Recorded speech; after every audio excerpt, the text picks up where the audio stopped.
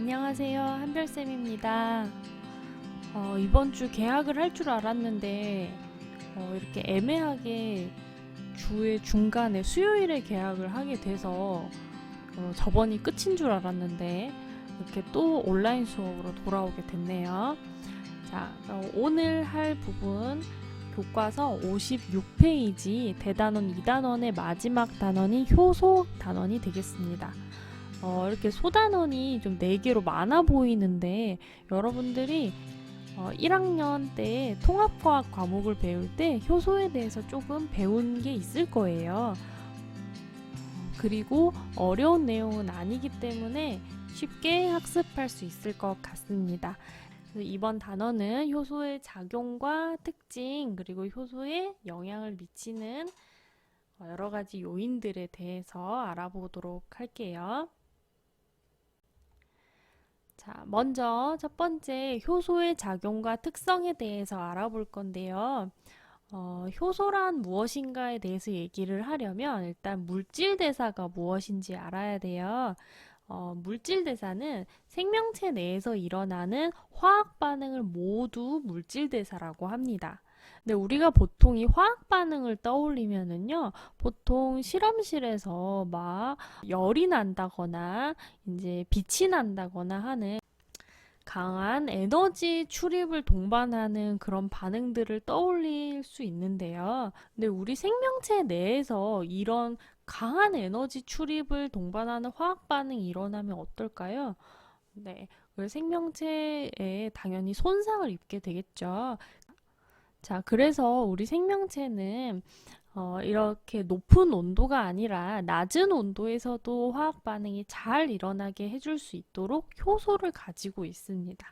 자, 이때 화학 반응에 참여하는 어떤 물질들이 존재한다고 해서, 그러니까 얘네 둘이 만난다고 해서 반드시 화학 반응이 일어나는 건 아니죠. 사람 두 명이 같은 공간에 있다고 해서 무조건 친해지는 건 아니잖아요.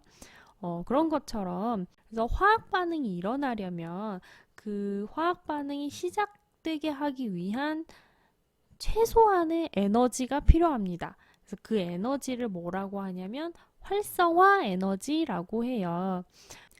여기서 효소는 화학 반응을 시작하게 하는데 필요한 최소한의 에너지를 좀 낮춰주는 역할을 합니다. 그래서 낮춰서 화학 반응이 좀 더 낮은 온도에서도 잘 일어날 수 있도록 도와주는 촉매 역할을 해요. 그런데 생물체 내에 있다고 해서 생체 촉매 이렇게 부릅니다. 자, 이게 무슨 말인지 좀 그래프를 통해서 자세히 볼게요. 교과서 56페이지에 있는 그래프입니다. 이 그래프의 X축은 반응의 진행 단계고 Y축은 에너지를 나타내고 있어요. 자, 어떤 화학 반응에는 처음에 화학 반응하기 전의 물질을 반응물이라고 하고 화학 반응이 일어나고 난 다음에 생긴 물질을 생성물이라고 하죠. 여기서 왼쪽 그래프에서 먼저 반응물을 보면은 이 반응물이 처음에 요만큼의 에너지를 가지고 있었어요. 근데 이제 얘가 바로 생성물이 되는 게 아니라 화학 반응을 일어나게 하려면 넘어야 하는 에너지 언덕이 이만큼이 존재를 합니다. 그래서 이게 바로 활성화 에너지가 되겠어요. 근데 오른쪽에 효소가 있을 때의 그래프를 보세요. 효소가 있을 때는 활성화 에너지 언덕이 훨씬 낮아진 걸 볼 수가 있죠. 그래서 효소는 이렇게 이 활성화 에너지를 낮춰줌으로 해서 반응물이 좀 더 쉽게 화학 반응을 일으킬 수 있도록 도와주는 역할을 합니다. 자, 근데 이제 여기 그래프에서 추가로 표시된 부분을 좀 더 보고 가면은 처음에 반응물이 에너지가 이만큼이 있고 생성물의 에너지가 요만큼이 있죠. 그래서 이 반응물과 생성물의 에너지 차이를 반응열이라고 불러요. 반응열. 근데 효소가 있으나 없으나 두 그래프를 비교를 해보세요. 반응물과 생성물의 에너지 차이. 이 반응열 자체는 변함이 없죠. 그래서 효소는 이 화학 반응에 있어서 반응물이나 생성물을 변화시키지 않고, 그리고 반응열을 변화시키지 않고 단지 이 활성화 에너지만을 낮춰주는 역할을 합니다. 그리고 이 활성화 에너지를 얼마나 낮춰주는가는 효소가 있냐 없냐, 효소의 유무, 그리고 효소의 종류가 뭐냐, 요거에 의해서 결정이 되는 겁니다. 자, 그리고 이 그래프는 지금 보시면 반응물이 생성물보다 에너지가 더 많죠. 그러니까 에너지를 지금 화학 반응이 진행되면서 에너지를 잃었어요. 그래서 이렇게 에너지를 잃는, 그러니까 에너지가 방출되는 반응을 발열 반응이라고 하고, 우리가 주로 생물체 내에서 물질이 분해될 때 발열 반응이 일어나기 때문에 이화작용이 일어날 때, 분해되는 이화작용이 일어날 때 요런 에너지 변화 그래프가 나타납니다. 쌤이 이 얘기를 왜 하냐면은요, 반대의 경우, 그러니까 즉 물질을 합성하는 동화작용의 경우에는 그래프가 다르게 나오기 때문이에요. 자, 이 그래프는 역시 이제 반응의 진행에 따른 효소 작용의 에너지를 나타내는 그래프인데, 반응물하고 생성물의 에너지를 비교를 해보면은 생성물이 반응물보다 에너지가 더 많아요. 그러니까 에너지를 흡수한 거죠. 그래서 이런 경우는 흡열 반응 그래프예요. 그러니까 물질을 더 큰 물질로 만드는, 합성하는 동화작용인 거죠. 그래서 여러분이 이제 앞에 봤었던 이제 에너지가 줄어드는 그래프만 보다가 간혹 이렇게 동화작용 그래프가 나왔을 때 좀 당황할 수 있기 때문에 선생님이 여기서 요 그래프 하나 더 보여드립니다. 그래서 요 그래프에서는 활성화 에너지가 어디에 해당이 되느냐? 자, 활성화 에너지는 뭐라고 했어요? 반응물이 이제 넘어야 하는 에너지 언덕이에요. 그러면은 지금 출발점이 여기고 넘어야 하는 언덕이 지금 파란 그래프에서는 여기죠, 여기. 요만큼 지금. 자, 그래서 여기에 그래프에 표시된 부분으로는 요만큼, 그러니까 A라고 표시가 된 부분이 지금 효소가 없을 때, 효소 없을 때 넘어야 하는 활성화 에너지예요. 자, 그러면 효소가 있을 때는 이 활성화 에너지를 낮춰주는 역할을 하죠. 그래서 여기 이 빨간 그래프로 표시된 부분이거든요. 그러면 역시 얘네가 요 부분이 아니라 반응물에서 출발을 해서 반응물이 넘어야 되는 언덕이니까 B라고 표시된 부분. 좀 지금 쌤이 타블렛이 미끄러워가지고 좀 자꾸 선이 삐뚤삐뚤한데 좀 양해해 주세요. 이 B라고 표시된 부분이 효소가 있을 때, 효소 있을 때 활성화 에너지가 되겠습니다. 그래서 그래프 이화작용하고 동화작용 그래프 비교해 드렸어요. 자, 그러면 57페이지로 가서 효소의 특성에 대해서 보겠습니다. 자, 효소는 화학 반응을 촉매하기 위해서 반응물과 직접 결합을 해야 되는데요. 이때 효소와 결합하는 반응물을 기질이라고 불러요. 그래서 여기서 우리가 용어를 알아야 이제 앞으로 학습을 할 수 있으니까 잘 봐두세요. 교과서에도 57페이지 밑줄 쳐놓으세요. 효소와 결합하는 반응물을 기질이라고 하고요. 그리고 이 기질이 효소에 와서 결합하는 효소의 부위를 활성 부위라고 합니다. 그래서 기질 활성 부위 이렇게 기억해 두세요. 자, 그림을 보시면은 이제 아래에 요 덩어리 얘가 효소예요. 효소는 역시 단백질로 만들어져 있죠. 우리가 앞에서 예전에 배웠어요. 단백질을 구성하는 아미노산들이 폴리펩타이드로 배열이 되어서 얘네가 이런 입체적인 고유의 구조를 가지게 되는데, 이때 이 구조물에 반응물인 기질이 와서 결합을 하는 거고요. 이 기질이 결합하는 부위를 활성 부위라고 합니다. 자, 그러면 이렇게 활성 부위의 기질이 결합하면 어떻게 되느냐? 자, 효소와 기질이 결합한 상태는 효소 기질 복합체라고 해요. 그래서 얘네가 이렇게 결합해서 효소가 얘네가 반응을 잘 할 수 있도록 활성화 에너지를 낮춰주는 거고요. 그러면 이 화학 반응이 일어나면 반응물은 생성물이 되고, 생성물은 이제 효소에게서 떨어져 나갑니다. 자, 그러면 이 효소는 어떻게 되느냐? 자, 효소는 화학 반응이 끝났다고 해서 변형되거나 사라지는 게 아니라 얘는 다시 사용이 돼요. 그래서 다시 새로운 기질과 결합해서 화학 반응을 도와주면서 재사용이 됩니다. 그래서 효소는 양이 적어도 효율적으로 사용을 할 수가 있어요. 자, 그래서 이렇게 재사용된다는 게 효소가 가지고 있는 특징 중에 하나고요.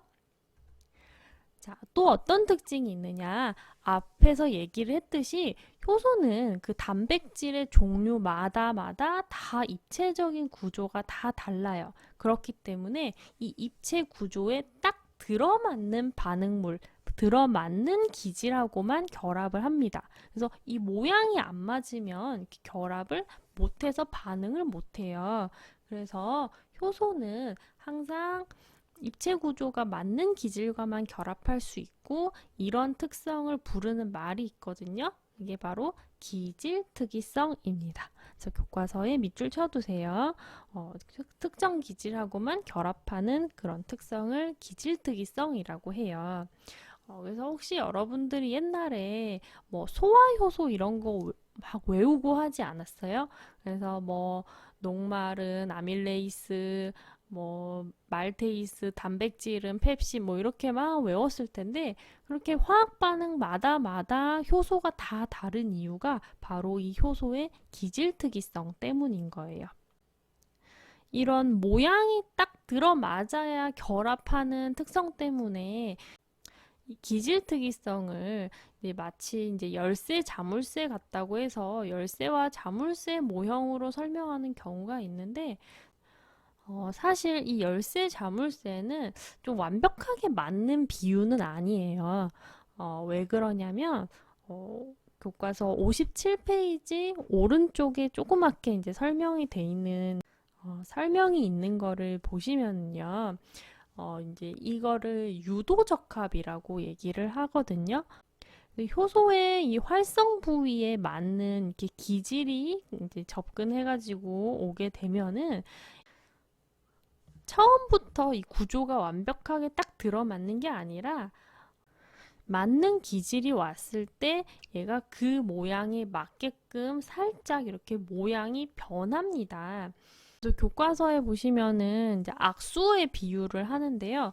우리가 이제 악수를 할 때 손을 마주 잡을 때 처음부터 손 모양을 잡은 모양으로 해가지고 잡지 않잖아요. 손을 뻗어가지고 가까이 가져가서 손이 닿으면 그 다음에 손을 탁 잡아서 상대방의 손 모양에 맞추죠.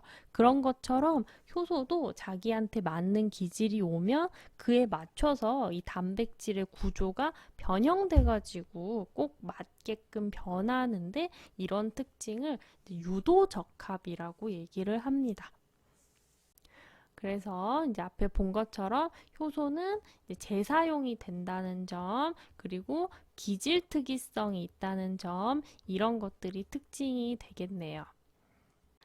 자, 다음 58페이지로 넘어가서 효소의 구성에 대해서 보겠습니다.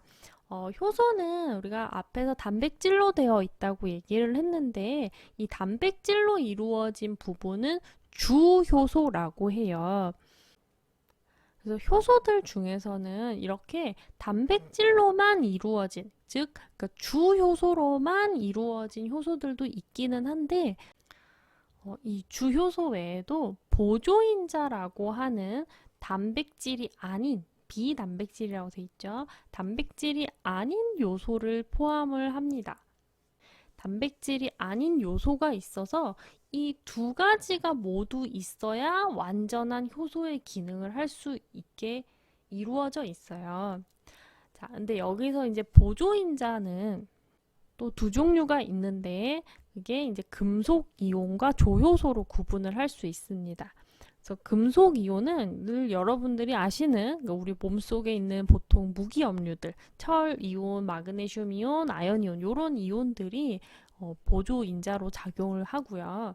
조효소는 비타민에서 유래된 유기 화합물인 경우가 많아요. 그래서 비타민 B 복합체나 이게 NAD 플러스, NADP 플러스, FAD 이렇게 예시가 나와 있는데 지금 얘네들을 외울 필요는 없어요. 왜냐하면 이제 이 다음 단원 세포 호흡이랑 광합성 단원에서 얘네가 계속 나오거든요.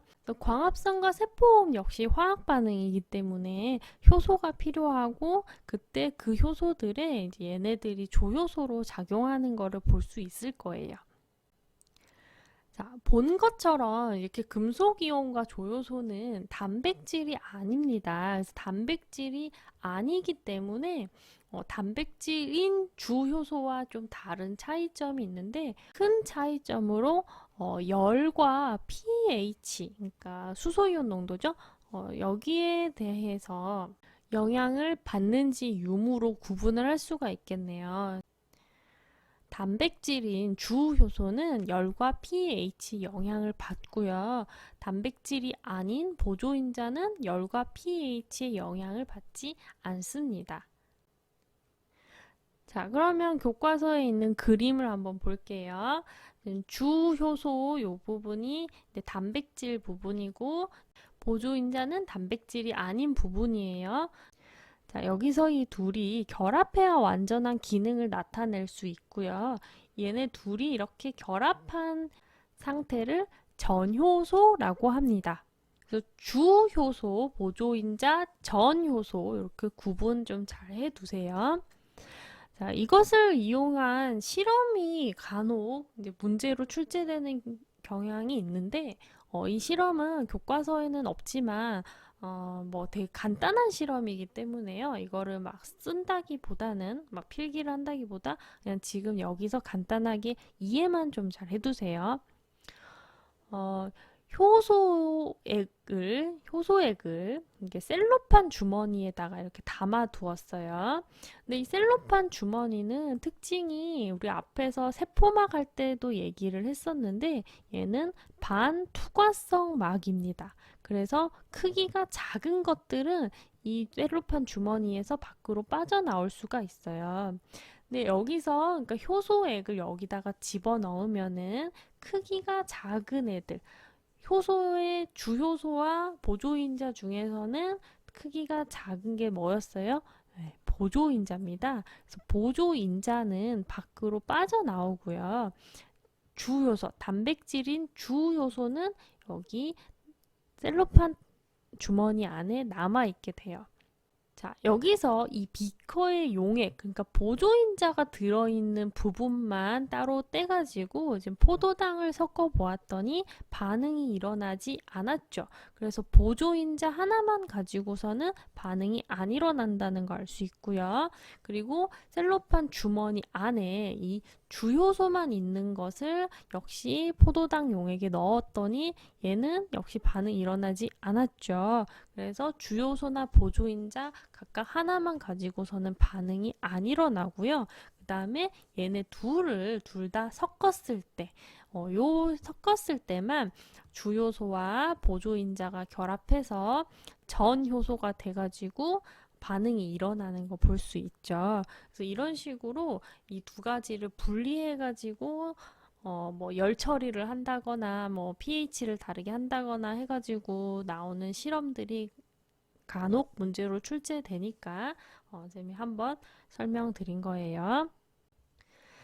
자, 다음 효소의 작용에 영향을 미치는 요인 이 부분은 좀 잘 봐두세요. 왜냐하면은 이제 여러분들이 보통 이제 과학 문제에서 별로 안 좋아하는 부분이 그래프죠. 그래서 그래프가 막 나올 건데 이 그래프도 한 번만 잘 이해해 놓으면 어려운 부분은 아니니까 한번 집중해가지고 좀 보십시오.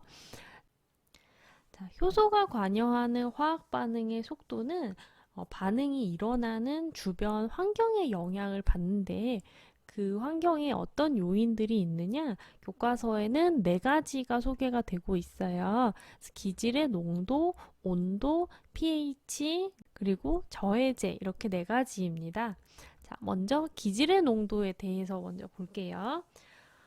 기질은 반응물이었죠. 그래서 여기 그래프를 보시면은 기질의 농도에 따른 X축 기질의 농도에 따른 Y축 이 효소 반응 속도에 대한 그래프입니다. 근데 이 그래프는 처음에 조건을 잘 보셔야 되는 게 교과서 58쪽 맨 마지막 문단 첫 번째 줄 보세요. 효소의 농도가 일정할 때라고 나와 있습니다. 그래서 처음에 조건이 효소 농도는 일정이에요. 일정할 때 기질의 농도에 따른 반응 속도 그래프입니다. 그러니까 이 화학 반응을 촉매하는 역할을 하는 효소의 양은 일정하게 정해져 있다는 전제하에 보는 거예요. 자, 처음에 반응물인 기질이 점점 많아지면은 효소 기질 복합체의 농도가 점점 늘어나니까 그만큼 반응 속도도 점점 빨라질 겁니다. 근데 그래프 보면 알 수 있듯이 반응 속도가 무한정 증가하는 게 아니라 결국 얘도 이렇게 일정해지는 것을 볼 수가 있죠. 그래서 이렇게 일정해지는 이유는 뭘까요? 네, 우리가 앞에서 촉진 확산 속도가 일정해지는 거하고 비슷한 거예요. 얘는 처음에 아까 효소 농도가 일정하다고 했었죠. 그러니까 기질이 아무리 많다고 하더라도 일을 하는 효소가 한정되어 있으면은 결국 반응 속도는 일정해질 수밖에 없죠. 그래서 얘도 역시 효소가 포화된 상태라고 볼 수가 있겠습니다. 그래서 모든 효소가 일하고 있기 때문이다. 그러면은 여기다가 효소를 좀만 추가를 해주면 일하는 일꾼을 늘려준다면 이 반응 속도가 더 증가할 수 있겠죠. 자, 그래서 그 효소가 추가된 그래프를 한번 보세요. 자, 이 그래프는 똑같은 기질 농도에 따른 반응 속도 그래프인데 자, 처음에 반응 속도가 증가하다가 효소가 포화돼서 반응 속도가 일정해졌죠. 근데 여기다가 효소를 추가로 첨가를 해주니까 다시 반응 속도가 증가하는 거를 볼 수가 있어요. 그리고 결국 여기 넣어준 효소도 전부 다 포화 상태가 되면은 역시 반응 속도는 일정해지겠죠. 자, 다음 두 번째 온도에 대한 그래프를 보겠습니다. 자, 우리 기본적으로 모든 화학 반응은 온도가 높아지면 높아질수록 화학 반응 속도가 증가하게 돼 있죠. 왜냐하면 이제 분자의 운동 에너지가 온도에 영향을 받기 때문이죠. 그래서 여기 그래프를 보시면 온도가 증가하면 따라 반응 속도가 이렇게 증가하는 거 볼 수가 있어요. 그런데 계속 증가하는 게 아니라 일정 수준 이상이 되면은 반응 속도가 갑자기 뚝 떨어지죠. 그래서 이거는 뭐 때문이다? 아까 앞에서 얘기했었죠. 효소가 단백질로 되어 있기 때문이죠. 그래서 여러분 단백질 고기에다가 가열한다고 생각해 보세요. 그래서 고기를 가열하면 익듯이 단백질은 온도가 높아지면은 입체 구조가 변합니다. 그렇게 변하는 거를 변성된다 이렇게 얘기를 해요. 성질이 변한다 이거죠. 그리고 이때 반응 속도가 최대일 때의 그때 온도를 최적 온도라고 합니다. 그래서 지금 보면은 최적 온도가 한 35도, 6도 한 요 정도죠. 그래서 우리 인체, 사람 몸에 있는 효소들의 경우에는 우리 체온 범위인 35도, 6도 요쯤이 최적 온도예요. 그래서 사람이 40도 이상으로 열이 올라가게 되면은 단백질이 변성돼서 사망하게 되죠. 그래서 효소의 주성분이 단백질이기 때문에 나타나는 성질이고요.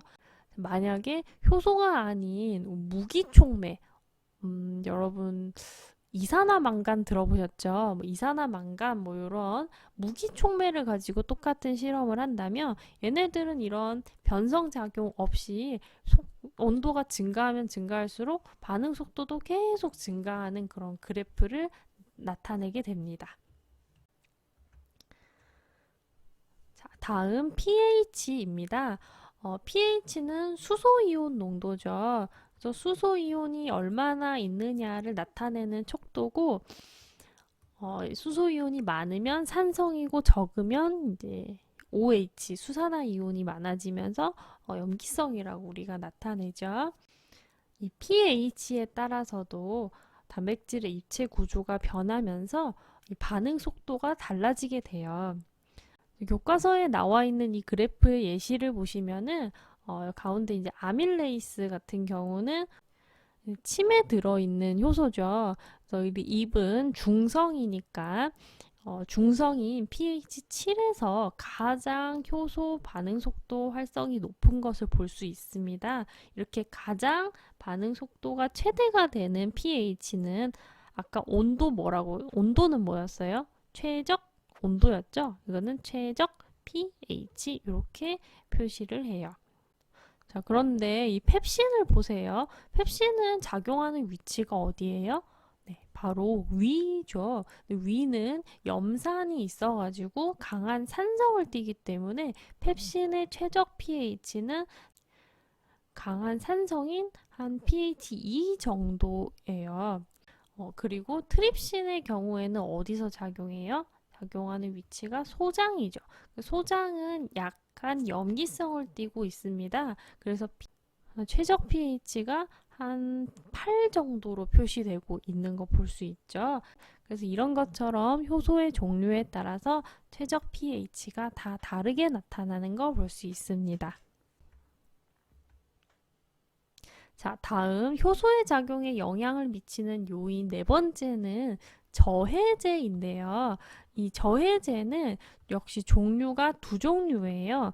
경쟁적 저해제와 비경쟁적 저해제입니다. 그 중에 경쟁적 저해제에 대해서 먼저 설명을 하겠습니다. 교과서 59페이지 아래에 있는 그림을 보세요. 자, 일단 저해제는 저해제라고 하는 단어에서 볼 수 있듯이 효소 작용을 억제하는 역할을 하는 물질입니다. 그런데 여기 경쟁적이라고 하는 말이 붙어 있죠. 이 말의 의미는 뭐냐? 자, 이 저해제는 지금 그림을 보십시오. 그림에 나와 있는 효소는 지금 요 부분, 이 경쟁적 저해제가 결합하고 있는 요 부분이 활성 부위예요. 그래서 효소의 활성 부위는 기질이 결합하는 부위를 활성 부위라고 했었죠. 그런데 이 경쟁적 저해제는 요 입체 구조가 활성 부위에 결합하는 기질 부분이랑 좀 비슷하게 생긴 거예요. 그래서 입체 구조가 기질과 유사하기 때문에 효소의 활성 부위에 기질과 경쟁해서 결합을 해버립니다. 그러니까 기질이 결합해야 하는 부위에 저해제가 결합함으로써 효소 작용을 억제하는 거죠. 자, 이런 저해제를 기질과 경쟁한다 해서 경쟁적 저해제라고 얘기를 해요. 그런데 이 경쟁적 저해제는 이 기질이 아주 많다면은 효과를 잃게 됩니다. 왜냐? 여러분 처음에 우리가 경쟁적 저해제를 뭐 10만큼 넣어줬다고 하고 기질이 100만큼 있었다고 해봅시다. 자, 그런데 우리가 이 기질을 많이 넣어줘서 한 1000, 만 정도 할까? 만만큼 넣는다고 하면은 이제 이 저해제의 비율이 아주 적어지면서 우리가 확률적으로 이 활성 부위에 저해제가 결합하는 경우보다 기질이 결합하는 경우가 훨씬 많겠죠. 자, 그래서 경쟁적 저해제의 효과는 기질의 농도를 매우 높이면은 이 효과를 좀 줄일 수가 있습니다. 자, 이것을 나타낸 그래프가 이제 다음과 같은데 이 그래프는 교과서에는 안 나와 있기 때문에 옆에 공간이 있죠. 거기다가 좀 그림을 그려 놓으세요. 자, 이 그래프는 역시 기질 농도에 따른 반응 속도 그래프예요. 그런데 이제 실선인 그래프를 먼저 보면 저해제를 처리하지 않았을 때 기질 농도에 따라서 반응 속도 처음에 증가하다가 일정해지는 그래프, 요거 앞에서 봤던 그래프죠. 자, 그런데 여기다가 경쟁적 저해제, 여기 저해제 처리했을 때 경쟁적 저해제예요. 경쟁적 저해제를 처리를 하게 되면은 이 어떤 똑같은 기질 농도 시점을 봤을 때 저해제를 처리했을 때가 처리하지 않았을 때보다 반응 속도가 느린 것을 볼 수가 있습니다. 그런데 점점 기질 농도가 높아지면 높아질수록 그 효과가 점점 없어지면서 결국 저해제 처리하지 않았을 때와 거의 비슷한 반응 속도를 회복한 게 보이시죠? 그래서 이렇게 기질 농도가 높아지면은 저해 효과가 줄어든다는 것이 경쟁적 저해제의 특징입니다. 자, 그렇다면 비경쟁적 저해제는 어떻게 작용하느냐? 자, 비경쟁적 저해제는 활성 부위가 아니라 효소의 다른 부위에 와서 결합을 해요. 지금 이 그림에서 이 윗부분이 활성 부위입니다. 아까 경쟁적 저해제는 이 활성 부위에 와서 결합을 했다고 한다면 이 비경쟁적 저해제는 활성 부위가 아닌 다른 부위의 효소와 결합을 하는데 이 결합이 효소의 입체 구조를 변형시켜서 바꾸는 거예요. 그래서 활성 부위 구조가 변해버리니까 여기 와서 기질이 결합할 수가 없는 거죠. 그래서 이런 경우는 아무리 내가 기질의 농도를 높여준다고 하더라도 이 효소에 와서 결합하는 부위 자체가 다르기 때문에 이 저해 효과가 극복이 되지가 않습니다. 그래서 기질 농도가 높아져도 저해 효과가 줄어들지 않는 그래프가 나와요. 그래서 오른쪽에 그래프를 보시면은 기질 농도가 높아져도 이 저해 효과가 극복이 되지 않고 여전히 계속 반응 속도가 낮아져 있는 것을 볼 수가 있죠. 자, 그래서 이런 경쟁적 저해제와 비경쟁적 저해제의 작용 원리와 차이점을 비교해서 잘 정리해 두시길 바랍니다.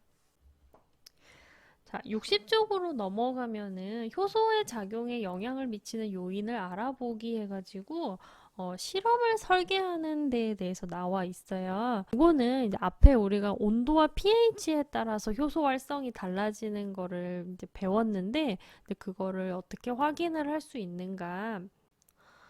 실험 방법에 대해서 나와 있어요. 이 효소와 관련된 실험이 문제에 간혹 출제되기도 하기 때문에 이 효소 활성을 확인하는 방법만 잠깐 설명을 하고 가려고 해요.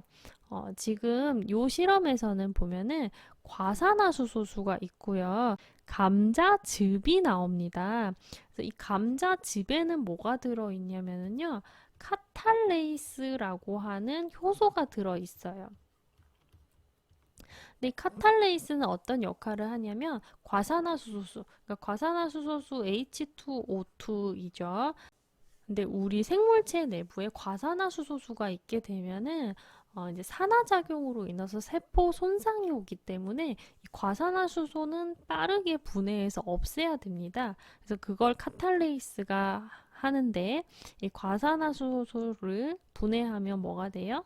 물이 되죠. 물과 그리고 산소가 이렇게 확 발생을 하게 되죠. 뭐 이렇게 굳이 개수 맞춰주면은 이렇게 맞춰줄 수 있죠. 자, 그래서 카탈레이스는 과산화수소를 분해하는 역할을 합니다. 근데 분해가 되면 여기서 산소가 발생을 하니까 거름 종이에다가 이 감자즙을 묻혀서 이제 이 비커에 과산화수소를 담고 여기다 이렇게 가라앉혀 놓으면은 이제 산소가 발생을 하면서 기포가 이렇게 폴폴폴 이제 종이에 맺히니까 얘네가 이 종이가 떠오르게 돼요. 그래서 이 떠오르는 속도를 시간을 측정을 해가지고 효소 활성도를 측정을 할 수가 있습니다. 그래서 온도를 이제 다양한 범위에다가 놓고 실험을 해보거나 혹은 pH, 수소이온 농도를 다양한 범위로 놓고 실험을 해보면은 최적 온도와 최적 pH를 찾을 수 있겠죠. 그래서 실험 원리에 대해서 간단하게 설명하고 넘어갈게요. 자, 마지막 61페이지 효소의 종류와 이용에 대한 내용입니다. 자, 효소가 단백질로 이루어진 만큼 종류도 아주 많아요. 그래서 사람한테서만 발견된 것만 해도 2,700여 종에 이른다고 되어 있죠. 근데 이제 이 효소들을 크게 하는 역할에 따라서 6가지 정도로 분류를 해볼 수가 있겠습니다. 그래서 교과서 61페이지에 표로 나와 있고요. 하나하나 한번 볼게요. 자, 첫 번째는 산화환원 효소입니다. 여러분, 산화환원이 뭔지는 아시죠? 수소를 잃거나 얻거나 혹은 산소를 잃거나 얻거나 혹은 전자를 잃거나 얻거나 하는 걸 산화환원이라고 하죠. 그래서 이 산화와 환원을 도와주는 효소를 산화환원 효소라고 합니다. 그래서 지금 여기 그림은 예시로 수소가 떨어져 나오는 거를 볼 수가 있죠. 수소를 잃어버렸으니까 뭐예요? 네, 산화죠. 그래서 산화작용을 촉매하는 효소 그림을 지금 예시로 표현해 놓은 거고요. 꼭 여러분들 이거를 달달 이제 외우는 게 아니라 딱 봤을 때, 그림을 봤을 때 혹시 이제 뭐 수소가 떨어져 나온다거나 혹은 반대로 붙을 수도 있겠죠. 붙거나 아니면은 산소가 떨어져 나온다거나 하는 이런 그림이 있다. 그러면은 아, 이게 산화하는 효소구나. 이런 식으로 구분할 수 있으면 됩니다. 알겠죠? 자, 그 다음에 두 번째 효소는 전이 효소인데 전이는 옮기는 걸 얘기를 하는 거죠. 여기 지금 그림은 예시로 아미노기가 나와 있어요. 그래서 아미노기를 다른 분자로 지금 옮겨줬죠. 그래서 이렇게 작용기, 아미노기나 뭐 카복식이 여러 가지가 될 수 있겠죠. 그런 작용기를 옮겨주는 효소를 전이 효소라고 합니다. 자, 세 번째는 가수분해 효소입니다. 가수분해 효소 앞에서 우리가 리소좀 얘기할 때 얘기했었죠. 그래서 물을 더해서 여기 분자를 분해하면 가수분해 효소입니다. 자, 네 번째는 부가 제거 효소로 어떤 작용기를 부가해 주거나 혹은 제거해서 떼어내는 작용을 한다. 그러면은 부가 제거 효소라고 보면 되겠습니다. 그림에서는 작용기가 지금 떨어져 나오고 있는 거 볼 수 있죠. 자, 다섯 번째는 이성질화 효소입니다. 여러분, 이성질체가 어떤 건지는 아시죠? 자, 분자식은 같지만 그 분자의 화학 구조가 다른 경우에는 이성질체라고 하죠. 그래서 그렇게 이성질체를 만들어주는 효소면 이성질화 효소라고 합니다. 자, 마지막 효소는 연결 효소입니다. 그러니까 뭐 합성 효소라고도 하는데 물질을 두 개를 붙여줘서 물질을 합성을 한다? 그러면은 연결 효소라고 해요. 여러분들 요거는 설명을 막 외운다기보다 그림을 보시고 아, 이게 물이 들어가면서 물질이 분해됐네, 가수분해 요소네, 수소가 떨어져 나오네, 산화하는 반응이잖아, 산화하는 효소네, 이렇게 구분할 수 있으면 돼요.